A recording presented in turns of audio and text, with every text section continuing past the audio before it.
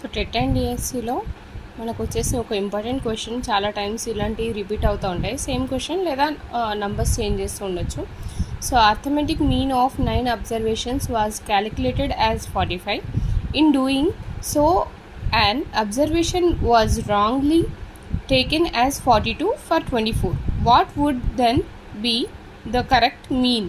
So మనకి first మనం ఏం తీసుకుంటాం, సమ్ ఆఫ్ 9 అబ్జర్వేషన్స్ అని అన్నప్పుడు 45 ఇంటూ 9 తీసుకుంటాం. సో అది వచ్చేసి 405 వస్తుంది. సో మనకు ఆల్రెడీ చెప్పారు కదా, 42 వాజ్ టేకెన్ ఇన్స్టెడ్ ఆఫ్ 24 తీసుకోకుండా మనం 42 తీసుకున్నాం. సో అట్లాంటప్పుడు మీన్ అనేది ఎక్కువ వస్తుంది కదా, సమ్ అనేది. సో అలాంటప్పుడు మనం ఏం చేస్తున్నాం, కరెక్ట్ అబ్జర్వేషన్స్ కోసం, కరెక్ట్ సమ్ కోసం ఏం చేస్తున్నాం అంటే వచ్చిన టోటల్ నుంచి మనకి ఏదైతే రాంగ్గా అనుకున్నామో అది తీసేసి కరెక్ట్గా ఉన్నదని యాడ్ చేస్తాం. So 405 minus 42 plus 24. సో అది మొత్తం చేస్తే మనకి 387 వస్తుంది. వచ్చిన తర్వాత మనకు కావాల్సింది మీన్ కదా. సో యాక్చువల్ మీన్ వచ్చేసి ఏమైద్దామా, sigma xi by n. It means what, sum of observations కదా, ఇది నెంబర్ ఆఫ్ అబ్జర్వేషన్స్ అనమాట.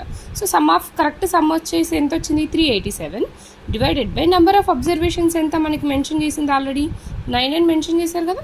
So 387 by 9. సో క్యాన్సిల్ చేద్దాం. 9 1 జా 9 4 జా 36 అన్నప్పుడు 2 ఉంటుంది. సో 27 అంటే 9 3 జా 27. సో కరెక్ట్ యాక్చువల్ మీన్ వచ్చేసి 43 అనమాట. Thank you.